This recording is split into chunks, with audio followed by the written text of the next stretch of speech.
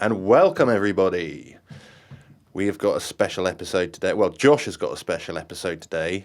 He's not told me what it's about yet, so I'm quite eager to hear this. Coming from the horse's mouth straight away. Come on, Josh. I am pumped. We're doing the Loch Ness Monster, the baby. Loch Ness Monster. The Come Loch on. Ness Monster. Oh, I knew that was coming. The Loch Ness Monster. You're not going to do the whole thing in a Scottish accent, are you? I thought about it, and then I've got a habit of accents blending into other accents. Yeah, because it's just going to end up as a New Zealand accent or something. Yeah. Yeah, I quite often, for some reason, end up starting in Scottish, and then it either turns Irish or it turns to Newcastle, Geordie. Okay. So they're so similar. Yeah, exactly.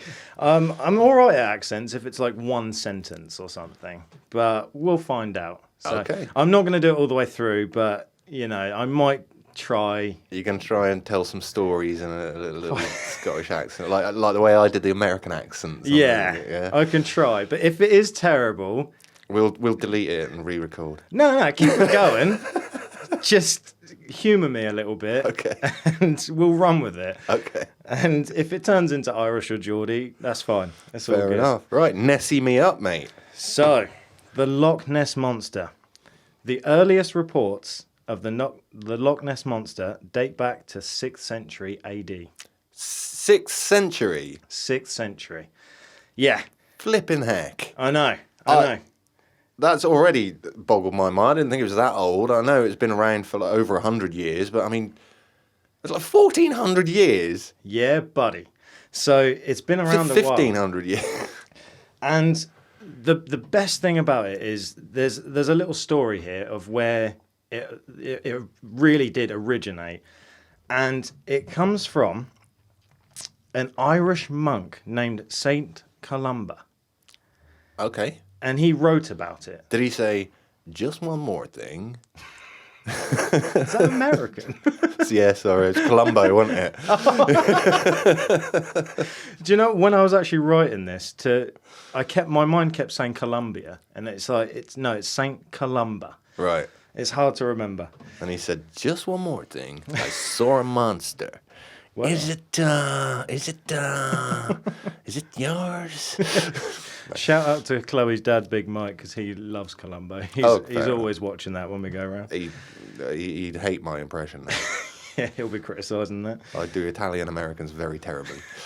So St. Columba was staying in the area with friends when they came across residents burying a man by the River Ness.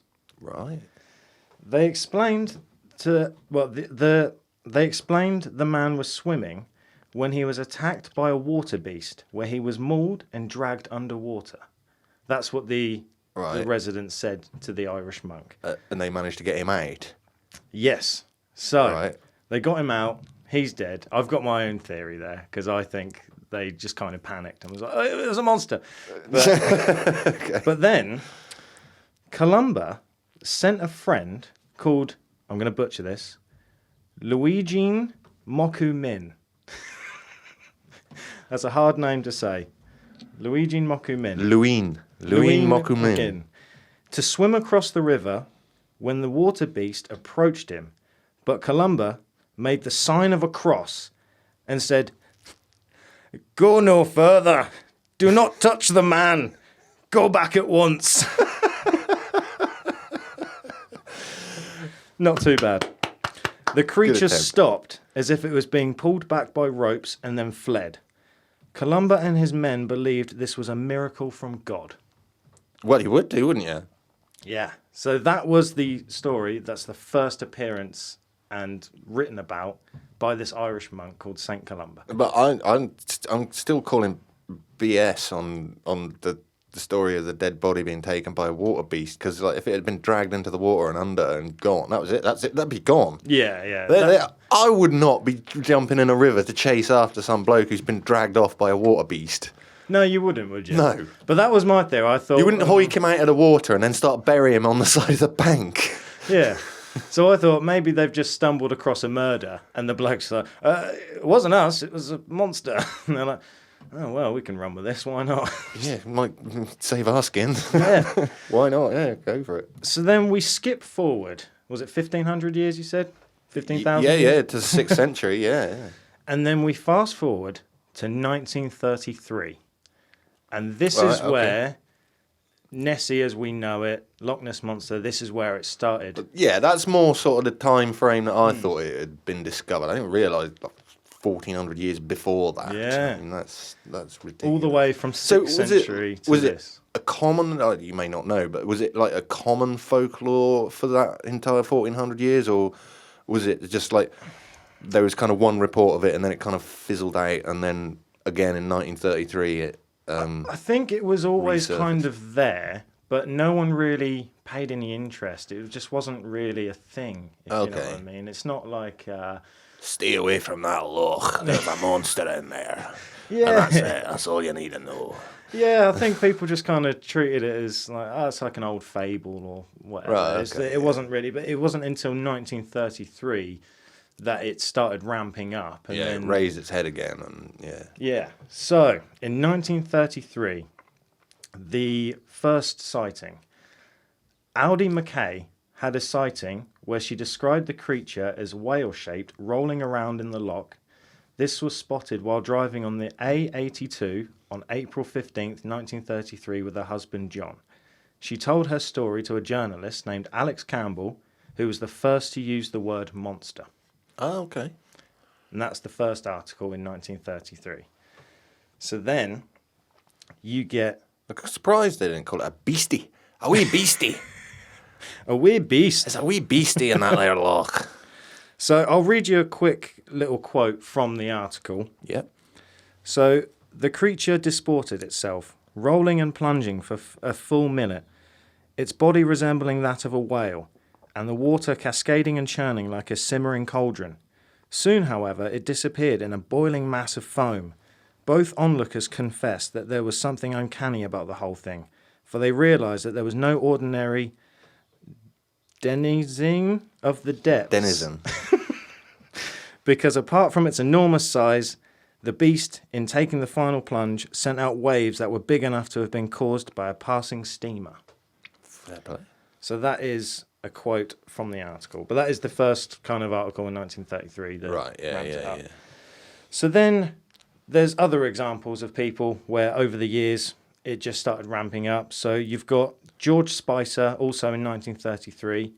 This was only 2 months after Audie McKay Okay, had yeah. the journalist interview. And George Spicer, remember that name? George So- Spicer. The story with him is, he was in his car with his wife, and they allegedly saw the beast cross the road, Okay. and they described it as a dragon.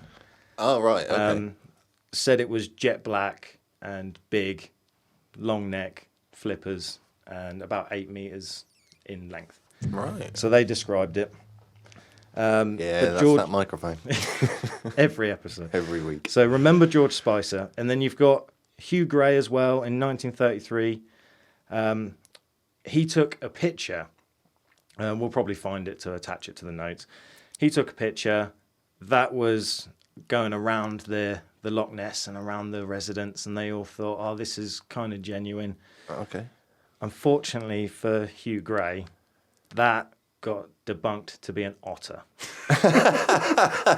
I'm sure I will find a picture. I can definitely find a picture of an otter. Yeah. Here you go, everybody. Here's a picture of an otter. Yeah. And then Arthur Grant in 1934, a few months after that. So 1933, 1934, There's a few sightings. there was a few sightings, but I think it all just stems from the first interview. People then started going out and looking for it, Right, and yeah, going yeah. out of their way to go to Loch Ness and the River Ness to try and see this and get photos Well, themselves. as well, this sort of time period was like the golden period where newspapers and such didn't necessarily care if their stories were true. Mm-hmm. If it was sensational, they would just run the story just so they could make sales and, sell their papers. Yeah. So anybody coming out of the Scotland, the Highlands, saying, "Oh, I've seen a monster in Loch Ness," papers would have been all over that. Yes, we can sell that story. Mm-hmm. So, and then, like you say, more people would have gone looking for it. Yeah. More people would have claimed to have seen it. And Because that's what people do, isn't it? that's exactly what they do. Oh, yeah. And it got super popular. Now, this guy you would have heard of. So, Robert Kenneth Wilson, a London gynecologist, took the first picture of the head and neck, which was published in the Daily Mail in 1934, April 21st. That's that really famous picture, isn't it? The one that looks like someone doing front crawl where the arm is coming right out. Well, it's obviously the head of the monster, isn't it? But that's that really famous picture. Yeah, and that's the first one with just the head and neck. Really. Yeah, yeah. I think there's like a fin or something at the front, isn't there? Or something that's... and it's like black and grey. Yeah. Well, I keep saying black and grey, black and white. So... Black and grey is more accurate, but yeah. It is, isn't it? I've always thought that. There's not really any white in it. So, but this is interesting. So Wilson's refusal to have his name attached to the photo led to it being known as the surgeon's photograph. Right, So that's the famous picture. So... I didn't know it was called that. I did know it was taken by some kind of doctor. That's pretty much all I really know about his story. I know that he went there like 2 days in a row, and I think it was the second day he took the photo, and it was obviously a very sensational photo. But that's all I really know about him. Yeah, there's not much else to know, really. This, apart from the surgeon's photograph, was actually considered evidence of the Loch Ness Monster for over 60 years. Oh, yeah, many years, yeah. And skeptics tried to dismiss it as driftwood, elephants, otters, birds. There's an elephant in that there loch. So that carried on for over 60 years until 1994. The photo was called an elaborate hoax. It was debunked. It was debunked. Now, this is where conspiracy theory comes out. This is very interesting. Okay. So, it turned out to be a toy submarine built by Christian Sperling, who was the son-in-law to Marmaduke Wetherell, who had been previously ridiculed by the Daily Mail after he found Nessie footprints, which also turned out to be a hoax. So, before you say anything, listen to this, right? So they all worked together to get their own back on the Daily Mail, so they bought the submarine from Woolworths and made the head and neck out of wood putty. Okay, yeah. Which is kind of cool in a way.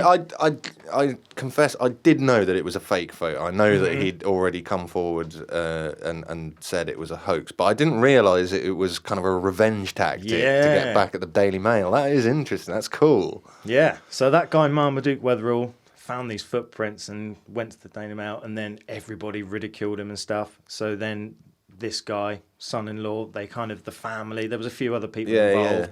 All teamed up and thought, we're going to get the Daily Mail. So, I mean, they kind of done it for 60 years. Yeah, 60 years they managed to keep it a secret. Well, not a secret, managed to keep the hoax going as though, it was a genuine photo. But that is probably the most famous photo of... definitely. You know what I mean? People would have seen it. And that is the photo of the Loch Ness Monster, really, isn't it? So then, we've got other bits of evidence here. So we've got sonar readings in 1954. On the fishing boat Rival 3, a large object was keeping pace with the vessel at a depth of 146 metres, or 479 feet.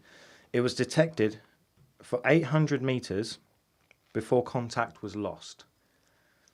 Kind of interesting there. So something was keeping up with the boat under the water. Under the water as they went down the there. And there's a lot of water in Loch Ness. Now, I've heard it said before now that Loch Ness is so big, so deep, that it could hold the entire human population. Wow. Okay. I did not know that. Yeah. I should have looked that up. Literally, yeah. I mean, nearly 8 billion people could actually fill Loch Ness. That's very deep. Yeah. Oh, man, there could be more than one Loch Ness Monster. It is a massive lake, I've been there and seen it, and it is a massive place. Oh, I'm actually hoping to go there for Chloe's birthday in August. We want to go to Scotland. Oh, that'd be cool. Yeah, I hope you do. So, Scotland, we're coming in you. Oh my God! You can't say that. Oh no! I'm leaving it in. As I said that, you know what I mean, though. Oh, how embarrassing! Coming to you would have been better. I don't know why I said it like that. Apologies, everyone. PG. So, but that sonar reading in 1954, it never got debunked or anything. It's still to this day, they don't know what it was that was following. Oh, really? Okay. Keeping up with the vessel. Fair enough. I remember watching I don't know whether to say it because you might cover it later on, but there was more sonar that I remember watching on a TV series in the 90s, I think. Well, I'll let you cover that then. So that's actually coming up fairly soon. So we'll get there. Rightio. So the Weekly Scotsman, I love that. The Weekly Scotsman in 1958 published a photo taken by Peter McNabb in 1955. So he took the picture in 55, but they didn't publish it till 58. Okay. Rumoured to be 3 trawlers travelling closely together up the loch. Mm-hmm. So that basically got debunked. So that was just another photo. This I'm just going through some evidence that was quite held up back in the day, but it there's going to be lots of it, isn't there? It got debunked over the years. So the Holmes video, this one's interesting because this fast forwards to 2007. Right. So basically, between like 1958 and the early 2000s, you kind of had the evidence that was there, and then there wasn't really any new photos or anything like that. People tried, but it just there wasn't. Ted Danson went and found the Loch Ness Monster in the 90s. I've seen the film to prove it. Yeah, was he the guy from Cheers? Yeah. Yeah, he did a film called Loch Ness. Welcome to the Loch, where everybody knows your name. That was a terrible Scottish accent. I do apologise. I've got a Scottish family and they currently live in Scotland. They're probably shaking their heads like, why? Why are you doing it? So the Holmes video, this got a little bit of fame. So Gordon Holmes videotaped what he called a jet black thing, about 14 metres long, moving fast in the water. BBC Scotland reported on it, news channels, and they all suggested it could have been a seal. There's no confirmation there. In 2007? Yeah. I think I remember seeing that footage. Mm-hmm. And, it kind of... All you can really see is, like, the bow wave at the front. Mm-hmm. And, like, the rippling water. And, there's some kind of black object at the spearhead, at that bow wave. But there's no way you can sort of confirm that it is a monster, or... I don't know how the hell they... said it was a seal. Well, that's what they kind of came to the conclusion of, is it was a seal. I mean, it's still debated to this day of whether... I can imagine that it probably is, because like you said, 14 metres, that's kind of how far the water was rippling. Yeah. I mean, seals are pretty streamlined. You wouldn't imagine that a seal would make a 14-metre bow wave, would you? No, not to be fairly bigger than that. Yeah, so that one's still up in the air, but it's believed to be a seal and a hoax and everything. But well, I wouldn't put it as a hoax, just maybe a mistaken video, you know? I suppose when they claim it is something and it's not that thing, then that is technically a hoax. But, I mean, if you take a picture of what you believe is the Loch Ness Monster and it turns out to be a seal, you're not hoaxing, you've just made a mistake. Yeah, that's true. Yeah, it's very true. If you've gone out to intentionally deceive people, that's a hoax. But, you just take a bit of video for it and think, I think I've got a Loch Ness Monster there. Nah, it's a seal. Oh, my bad. But that's actually what I love about this subject, is a lot of the evidence and things is not necessarily a hoax, but like you said, where there's so many different things where people have said it could be a seal, could be a catfish, could be this, could be that. Yeah. And it goes up and down. Like, some of it gets debunked and then others are just left. So, like, we actually don't know what it is. There's no scientific proof. What do you think, sort of thing, Yeah, so it's very up and down, which is why I love it. Because it's, you read one thing and you're convinced, you're like, it's all fake. And then you read something else, you're like, well, there's mystery. Even scientists don't know.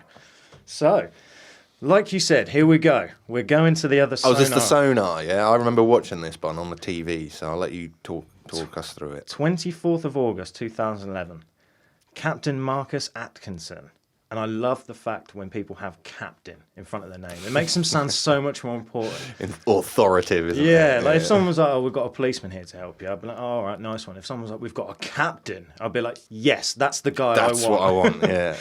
So Captain Marcus Atkinson photographed a sonar image of a 1.5 meter wide object that followed his boat for 2 minutes at a depth of 75 feet. Yeah. There you go. Now, I think there was rumours of it being possibly like a flipper.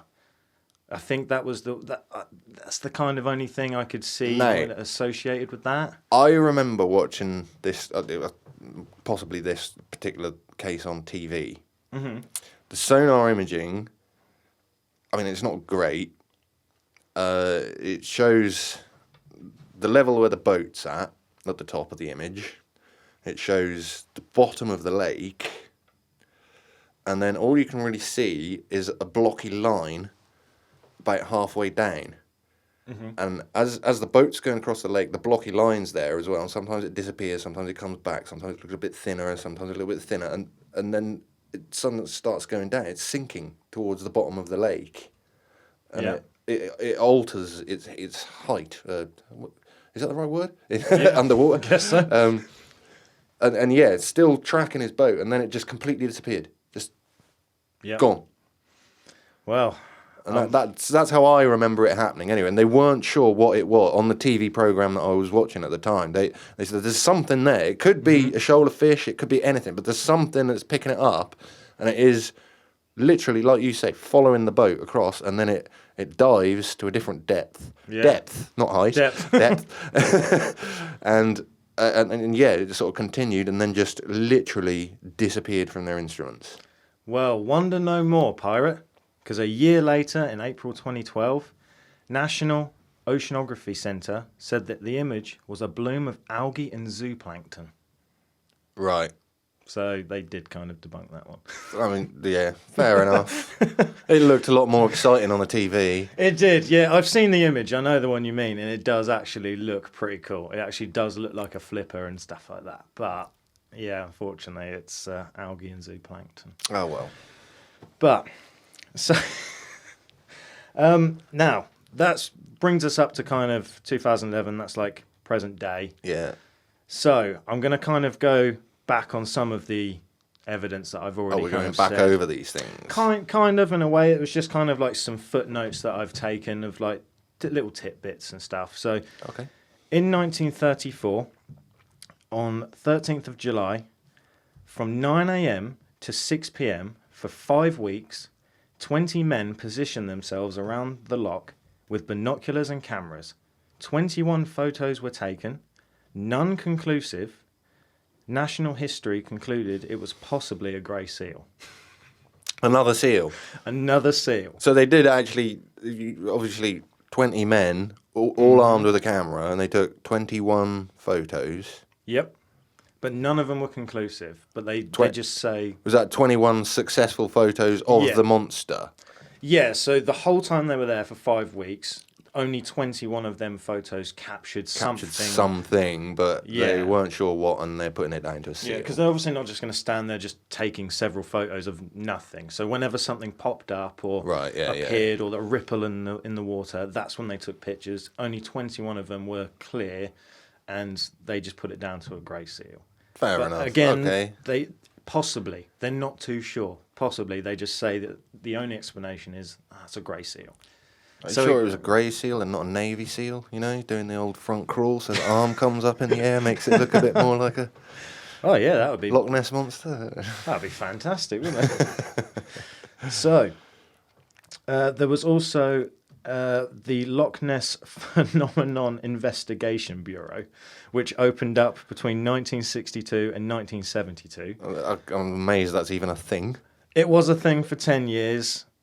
They didn't really find much, so they closed down after 10 years. No. Well, like I said, these are just little tidbits that I found really interesting. Well, I mean, I guess in some ways, like all my life with the Loch Ness Monster, I've heard that there's underwater caverns that can lead to other lochs and out to sea and stuff, and that's why the explanation has been there that the Loch Ness Monster sometimes there's evidence for it, and sometimes it just looks like an empty lake, you know, even with the sonar. Oh, that would be So cool. it could be. Even in that film, I know this is fiction, the Ted Danson film, Loch Ness Monster, I think he went underwater and found like an entrance to a cave or something, and that's where he actually came face to face with the Loch Ness Monster. Well, I think it is genuinely believed that there are like underwater tunnels and stuff that lead in and out of the loch. I mean, the River Ness leads out of the loch as well. Yeah. It is quite a big river. Yeah. And, So there are ways for it to sort of get about and get in and out of there. And if the loch is as big as you say and as deep as you say, adding those caves and stuff, it's just even bigger. Yeah. Who knows? Anything can come in there. All the Could seals. So, I don't know if this is really worth mentioning, but Operation Deep Scan in 1987, they had 24 boats with equipment of echo sound. Yeah. But again, they didn't really pick anything up. No, they lined them all up across the loch, didn't they? And Yeah. sort of, it went as a line of boats going up there so that nothing could slip past. Oh, sorry, that's my fault with the microphone. Nothing could slip around the side of them and escape. So they lined them all up side by side and went up the loch, and then they just said, no, there's nothing there. Yeah. But that's what I was saying earlier. It's really weird how between like 1960 and early 2000s, they didn't really produce any new evidence. And that was 1987. So that was right in the middle. And again, they just didn't really get anything there. So we're almost... I'm going to actually save that bit to the end. Don't Okay. look at that bit. Now, obviously, I was going to play a game with you of Nessie or not, but it's just... It's an otter. It's a seal. Exactly. It's a grey seal. It's a Navy seal. That's what it would have ended up being. So I was like, I'm not going to play that game. I was like, oh, It's a drunk Scotsman. what do you reckon, pirate? Could it have been a shark? No, there's no point. A drunk Scotsman doing the front crawl, singing cheers. Oh, everyone knows my name. So, the one that I always knew growing up, that I always thought the Loch Ness Monster was a plesiosaur. Plesiosaur. Plesiosaur. Yeah. Yeah. Spelled Plesio saw. Yeah. Looks like a brontosaurus, but with fins rather than legs. Yeah, that's Yeah, the I one. know the one. And there was a big conspiracy that I always believed this growing up, that it was just frozen in ice at the bottom of Loch Ness. And millions of years have gone past, and then it defrosted and was alive. At the bottom of a lake. At the bottom of the Right, lake. okay. Yeah, so a plesiosaur is a long-necked aquatic reptile that became extinct during the Cretaceous Cretaceous period, yeah. Paleogene extinction event. Nailed it. Nice. But that was always the conspiracy that I knew growing up, and some other people might have heard. That's 65 million years ago. Yeah, but you know, when you're a kid, you just think dinosaurs. Everyone's into dinosaurs Been still. frozen for 65 million years. Suddenly, 500 AD, it thaws out and starts wreaking havoc across the loch. Yeah, basically. But obviously, it's Sounds legit. yeah. Now, do you remember the name I said to remember was George Spicer? Spicer, yes, it was. Now he comes into it because we're going to go over a quick history of the name of the Loch Ness Monster, the origin of the name. Okay, but So- the Loch Ness Monster? Yeah. It's fairly self-explanatory, isn't it? Or do you mean Nessie? No, I'll come to Nessie. Oh, okay. You get out of my head. Sorry. You do this every podcast. You're always one step ahead of me. Even when I do the research and you don't do the research, you always manage to stay one step ahead of me. And I'm sick of it, Pirate. I'm sorry. I'm sorry. So, no, it just shows how... I'll go back to being in a band. It just shows how in tune you are with, like, things going on and stuff. It's quite remarkable, to be fair. But I'll get to that bit with... So, at the moment, the Loch Ness Monster... Now, George Spicer, who wrote the article, he was the guy who thought it was a dragon crossed out into the road in front of him and his wife in a car. That was the guy. Well, is this the article in the Daily Mail, did you say? No, that was a different article. Oh, no, yeah, no, that this- was Daily Mail they were getting back at with the photo, weren't they? Yes, That's it, yeah, but sorry. this guy was just one of many names who just went to journalists and they just done several articles between 33 and 34. Okay. They just done so many different articles, and his name was just mentioned as a guy that done the article. Okay, But yeah. for some reason, his article stuck with people. I don't know if it was presented or worded in a way to other articles, but people stuck with it.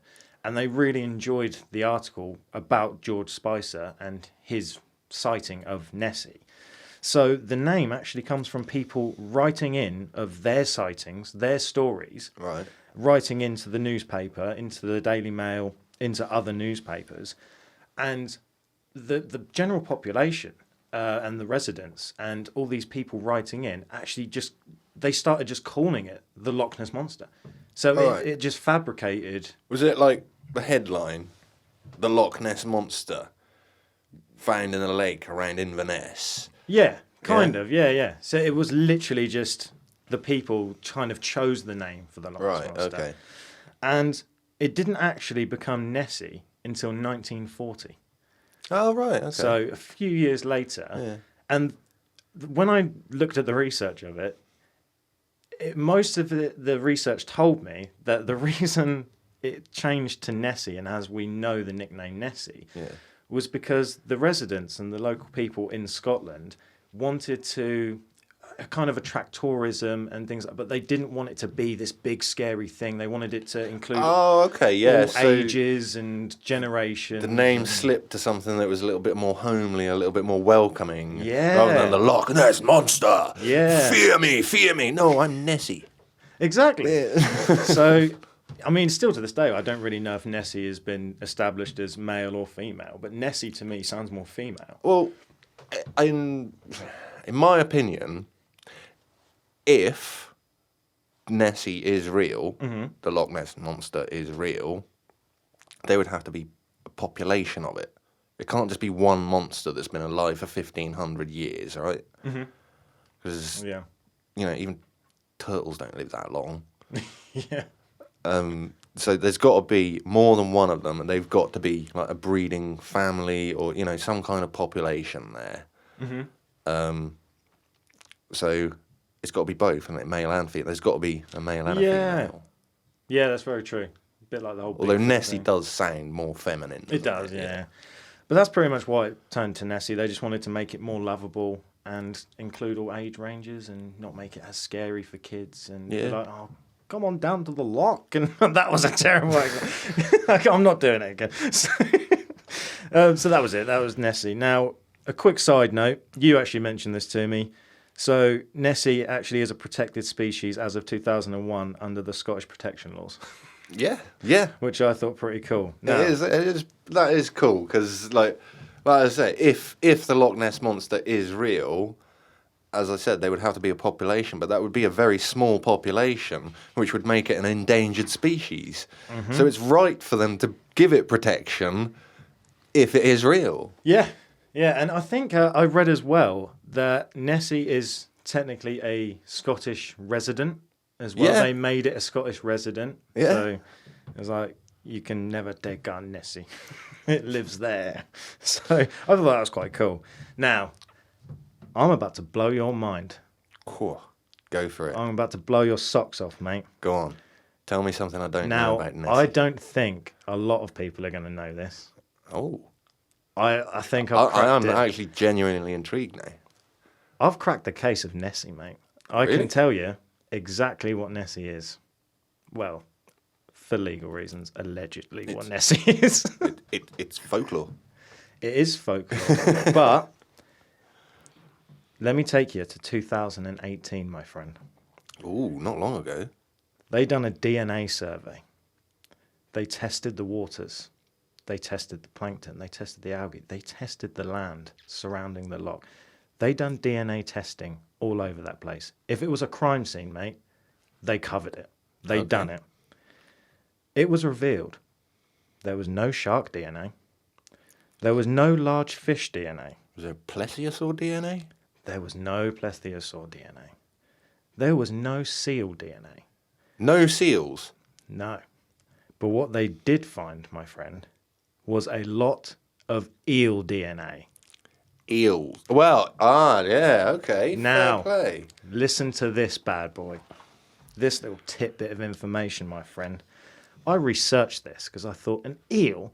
You're telling me Nessie is an eel? Listen to this, my friend. I think this is a good plausible possibility. This is a very good theory. Now, I researched the lifespan of eels. An American eel only lives between 5 and 20 years. Right. But European eels in a smaller location, or like a, what do you call it, like an environment, An enclosed environment, can live up to over 80 years. Think about that. These sightings in 1933, and they've been going for the last 60, 70, 80 years. An eel would still be alive. Yeah. Now, Yeah. And there would be a population of them. a population. They're very rarely sighted, usually around thunderstorms. Now, this is even crazier as well. When they spoke to a DNA expert, scientist type person, and they proposed the theory of an eel, a lot of people would say, well, eels don't get that big. Oh, they can. They can, my friend. And he said it is not, well, it is possible for eels to grow in extreme size due to the environment that they're in. Like that theory of a goldfish in a bowl. Do you know what I mean? Do you know grow to the size. Well, So it is possible that the eel is the Loch Ness Monster. yeah. And also, I can't remember the name of the eel or fish or whatever. There is a type of sort of eely looking fish or eel that lives very deep in the oceans. Now, deep in the oceans, you get this thing called ocean gigantism, which we're not entirely sure how it works. But the deeper you go in the oceans, things grow bigger than they sort of should do. Also, in Arctic environments, very cold environments, you get this gigantism happening. Now, you can imagine that some of these eels literally do grow as long as 20 meters, like people have described. There's even photos of people, like a line of men holding an eel that's like going across 20 of them or 10 of them or something like that. You know, the things are like 14 meters long. And something like that. If we were to go back to the theory of the underwater caverns leading out to the ocean and to other rivers and estuaries, it's quite plausible that some deep water eel from out in the ocean find a nice home in the cold waters of a Scottish loch coming through a subterranean channel. Yeah. And when you think about the shape of an eel, it can create humps on the back, long neck, small head. These large eels and stuff were reported as sea monsters back in the Middle Ages, you know, back in the times of pirates and nautical sailors would come back with these stories of sea monsters, and quite often it was just, gigantic fish and eels that had spooked them. So that is my theory, is I think the Loch Ness Monster, or Nessie, is a giant eel that has lived for over 80 years. Well, I think it's more likely to be a population of eels. Yeah. And like I say, because when I used to go fishing with a friend of mine, he was quite interested in having a go at eel fishing. And he said after a thunderstorm, you're more likely to see them. They'll come sort of closer to the surface and stuff. Eels are very elusive normally. Yeah. But at times when there are meteorological changes going on in the atmosphere, the eels will surface, and so that maybe is why it's such a rare thing that it's sighted. A bit like worms when it rains. Yeah, kind of like that. Yeah, come up to the surface. Yeah. So, but that is what I've got on the Loch Ness Monster. So it might be an eel, it might be a seal. Who knows? It's not a seal because there's no DNA, is there? I know, but I'd like to leave a bit of mystery. Well, we're going to have to put this to the paranormality rating. Now, giving it an identity like an eel, for me, that doesn't necessarily reduce its paranormality rating because it's got to be something, doesn't it? All right, and I don't think a 65 million year old plesiosaur is feasible. Yeah. You know, I know that is the classic image, and you know the fake photo that the surgeon took and stuff looks like a plesiosaur. but it was a hoax image. And when people see the Loch Ness Monster, or you see video footage of it, it's normally just something breaking the surface, not making humps. Yeah. Or rearing its head out of the water and stuff. It's usually just on the surface, swimming about, making a few waves and ripples and stuff. So, as an eel explanation, that's really good one. Yeah. And it does for me give you that feeling that there is a Nessie, there is a Loch Ness Monster. All right, it may not be what everybody hopes or thinks it is. Yeah. But that's a really good point, man. I actually agree with you there. You know what I mean? It doesn't debunk it enough for me to go, oh, what a load of rubbish. Like you just said, it's like, oh, that's cool. It kind of adds to it. So there is actually something that has been there for all these years. And if it grew to a sufficient size, and you were walking around in 500 AD or even 1933, and you saw some 20-meter eel swimming alongside you as you was driving your car around the shores of Loch Ness, you would think, bloody hell, it's a monster. Yeah, and it also goes in with what George Spicer said, where he thought it was a dragon. Eels and dragons kind of same body type and definitely face shape, the head shape of eels, like moray eels and stuff. They look very dragon-like. Yeah. So so what are you giving it then, mate? What are you thinking? Oh, I'd like to give it about a 7.5.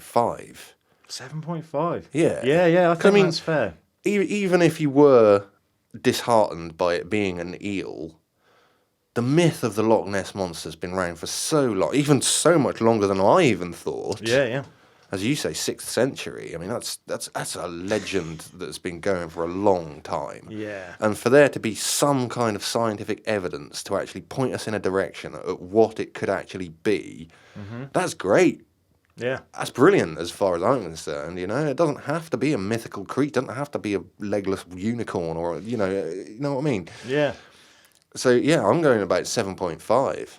Yeah, and I agree with you. I think because it's such history and it's a legend. Everybody knows about the Loch Ness Monster. Absolutely. You've got to give it respect. So even though a lot of the evidence was kind of debunked or some of it was a hoax, but, we bring it full circle to the fact that there is science and there could be an eel. I'm going to go...